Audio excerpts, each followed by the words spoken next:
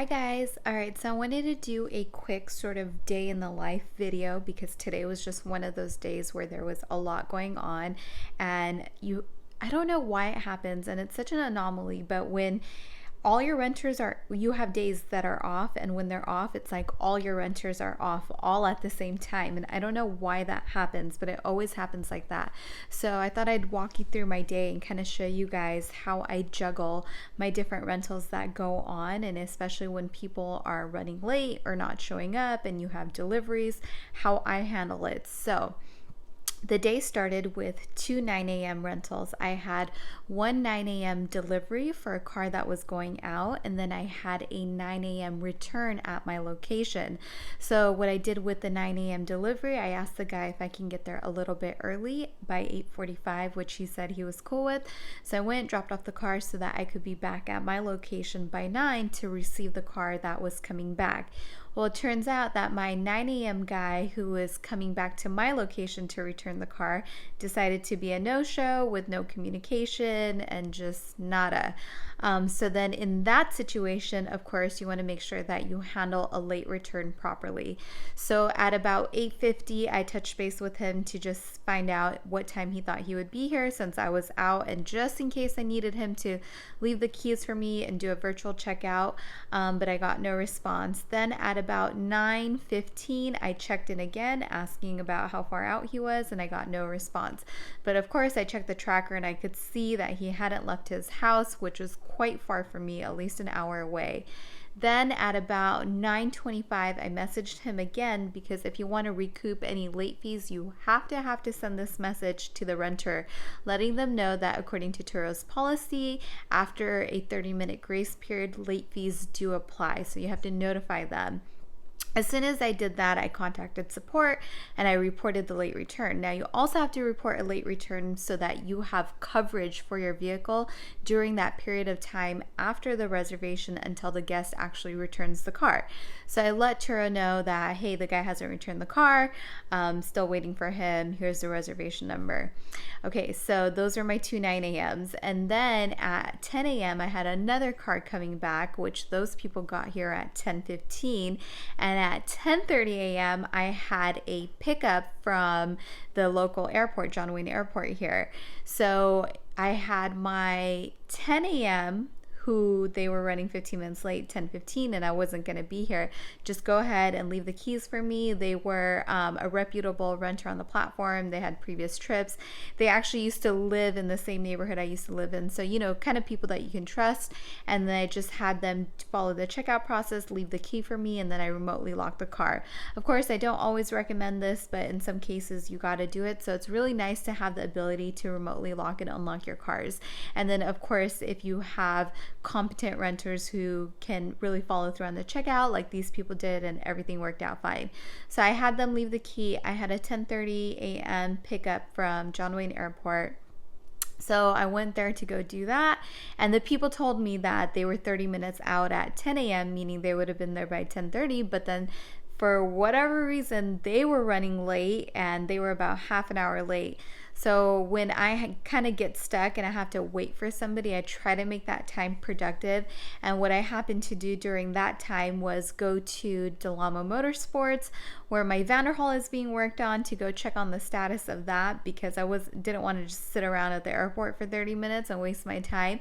And that was actually a great move on my part. I'm so glad I did that, because when I went to Delamo, they hadn't checked their shipments to see if the part that my car needed had been delivered yet. And sure enough, when I went there to follow up with them about it, they said that they were going to check the mail, and as you have it, the part was in the mail, and then they were actually able to fix the car today after almost 2 months of it being in the shop, and the car is ready for me to pick up. So that was a huge win for me. So glad that my 10:30 renters were running late, because that prompted me to go in and check in on my car.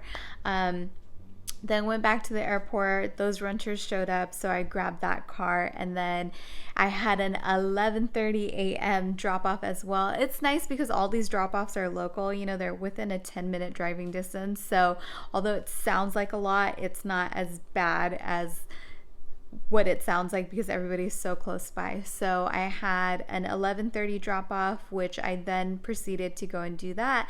And then at the same time, simultaneously, I had a 5 p.m. return scheduled for today, but that guy happened to be in the area around 11:15 and messaged me in advance, asked me if he could drop off the car because he had plans with his family later on in the day. So I said, sure, go ahead, drop it off. And so I had to do another virtual checkout as well. So, and again, this was also another renter who had repeat rentals on the platform, all 5-star reviews. So somebody that I felt comfortable doing that with. So he came, dropped off the car, left the keys for me. I was back about 15 minutes later after he had dropped it off.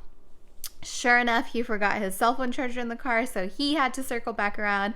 And so I did in the end get to meet him and then solicit that good review, of course. So I gave him his charger. And then finally, my 9 a.m. guy who never showed up, who I never heard from, finally got in touch with me around 11:30 saying sorry, he overslept, whatever the excuse was, and that he would be here by 1 p.m.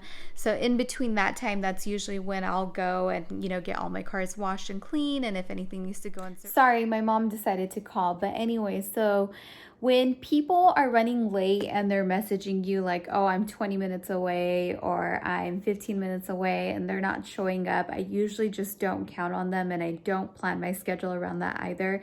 Once you've reported the late return, I kind of just leave it at that, especially if you have trackers on the car. It's not something that I really worry about. This guy also had previous rentals on the platform, I think 5 or 6 trips. They were all 5-star reviews, so I wasn't really too worried about it. I figured he would eventually get here and he was going to pay for the late fees anyways.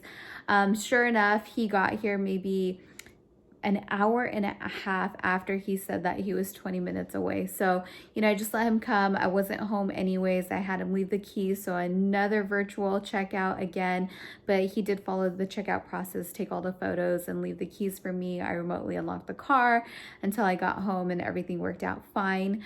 And then I did get the late fee on that, which in my case, he ended up being, I think it was 5 hours late, I want to say.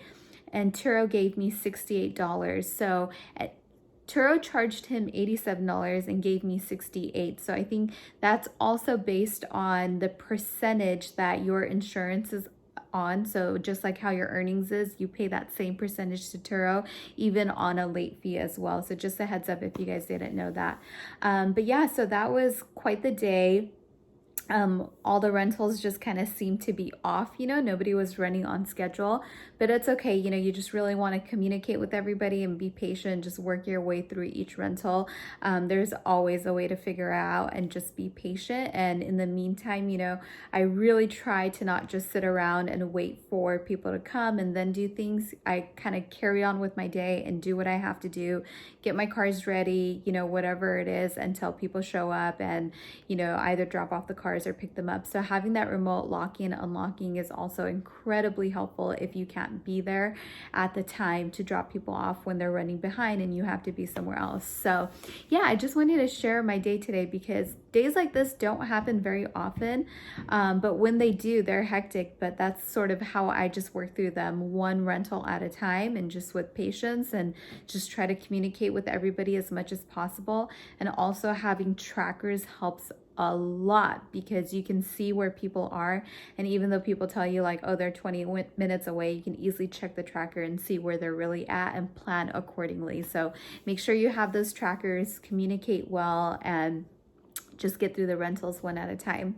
All right, guys, that's it for me for today. As always, send me your questions and comments, and if you get a chance, do subscribe to my channel, and I will talk to you guys soon. Bye, guys.